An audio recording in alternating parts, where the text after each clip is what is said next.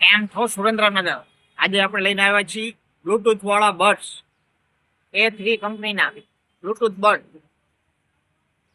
76 કલાક battery backup ખૂબ જ સારી ક્વોલિટી જોઈ લો એકદમ એટ્રેક્ટિવ લુક સારી ક્વોલિટીના બડ્સ